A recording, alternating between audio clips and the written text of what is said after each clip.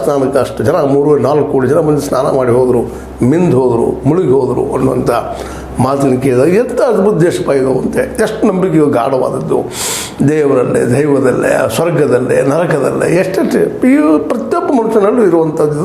ಹೇಗೆ ಬೆಳೀತು ಗೊತ್ತಿಲ್ಲ. ಕೇವಲ ಮನುಷ್ಯ ಪ್ರಾಣಿಯಲ್ಲಿ ಮಾತ್ರ ಇದು ಭಾಳ ಡೆವಲಪ್ ಆದದ್ದು ನಾವು ನೋಡ್ತಾ ಇದ್ದೀವಿ. ಇನ್ನುಳಿದ ಪ್ರಾಣಿಗಳಲ್ಲಿ ನಾವು ಇದು ಕಂಡಿಲ್ಲ. ಇದಕ್ಕೆ ಕಾರಣ ಏನಪ್ಪ ಅಂದ್ರೆ ಅಲ್ಲಿ ವೈಚಾರಿಕ ಶಕ್ತಿ ಬೆಳೆದಿಲ್ಲ ಅನ್ನೋದಾಗಿರ್ಬೋದು, ಮತ್ತೇನೋ ಆಗಿರ್ಬೋದು. ಅದೇನೂ ಇರಲಿ, ಆ ಪ್ರಾಣಿಗಳಿಂದ ಮನುಷ್ಯ ಬೆನ್ನು ಅನ್ನೋದು ಒಂದು ದೊಡ್ಡ ಸಾಕ್ಷಿ. ಆ ನೆಲೆಯಲ್ಲೇ ನಾವು ಇವತ್ತೊಂದಿಷ್ಟು ನೋಡ್ಬೇಕಾಗಿದೆ. ಈ ಅಮೃತ ಸ್ನಾನ ಮಾಡಿದಂಥವ್ರದ್ದಾಗಿರ್ಬೋದು, ಇನ್ನು ರಾಜ್ಯದಲ್ಲೇ ಮತ್ತು ಎಲ್ಲ ಕಡೆ ಹೇಳಿದ್ದೀನಿ ನಿಮಗೆ, ಆಲ್ ಓವರ್ ಇಂಡಿಯಾದಲ್ಲೇ ಈ ಸಡಗರ ಖುಷಿ ಭಾಳಷ್ಟು.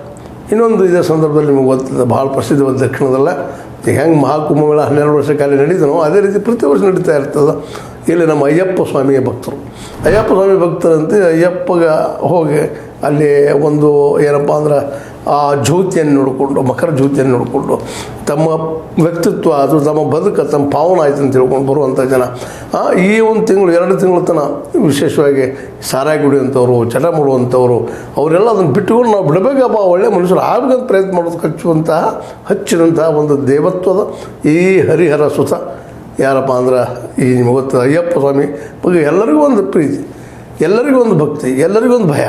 ಈ ಹಿನ್ನೆಲೆಯಲ್ಲಿ ಇದೊಂದು ರೀತಿಯಿಂದ ಇಡೀ ಮನುಷ್ಯನ ಮನಸ್ಸನ್ನು ಬದಲಾವಣೆ ಮಾಡೋರಿಗೆ ಭಾಳ ಪ್ರಮುಖ ಪಾತ್ರ ವಹಿಸುವಂಥದ್ದು. ಇದೇ ರೀತಿ ಇನ್ನುಳಿದ ಪ್ರತಿಯೊಂದು ಹಳ್ಳಿಗೂ ಸಹಿತ ಈ ರೈತರ ಹಬ್ಬ ಮಕರ ಸಂಕ್ರಮಣ ಈ ಸಂದರ್ಭದಲ್ಲಿ ರಾಶಿ ಸಂದರ್ಭ ಹೀಗಾಗಿ ಪ್ರತಿಯೊಂದು ಹಳ್ಳಿಗಳಲ್ಲಿ ನಗರಗಳಲ್ಲಿ ಎಲ್ಲ ಕಡೆಯೂ ಎಲ್ಲಿ ಹೋಗ್ತಿರೋ ಹೋಗ್ರಿ ನಮಗೆ ಇವತ್ತು ಆ ಭಕ್ತಾದಿಗಳು ಕಾಣ್ತಾ ಇರ್ತಾರೆ, ಅವ್ರ ನಂಬಿಕೆಗಳು ಕಾಣ್ತಾ ಇರ್ತವೆ, ಅವ್ರ ಬೇಡಿಕೆಗಳು ಕಾಣ್ತಾ ಇರ್ತವೆ. ನಮ್ಮ ನೆಮ್ಮದಿ ಬರಲಿ ಅಂತ ಬೇಡಿಕೊಳ್ಳುವಂಥ ಜನ ಸಾಕಷ್ಟು ಕೋಟಿಗಳು ಸಿಗ್ತಾ ಇರ್ತಾರೆ. ನೋಡೋದು ದೃಶ್ಯಾವಳಿಗಳು ನೋಡಿದ ರೀತಿ ಅದ್ಭುತ ಅನಿಸ್ತದೆ. ಎಷ್ಟಪ್ಪ ಜನಕ್ಕೆ ಇದ್ರ ಮೇಲೆ ನಂಬಿಕೆ ಅದಪ್ಪ ಅಂತ. ಯಾಕಂದ್ರೆ ನಂಬಿಕೆ ಬದುಕು, ಆದರೆ ಮೂಢನಂಬಿಕೆ ಆಗಬಾರ್ದು ಅನ್ನೋದು ಒಂದು ಈ ಸಂದರ್ಭದಲ್ಲಿ ನಾವು ಎಚ್ಚರಿಸಬೇಕಾದಂಥದ್ದಂತ.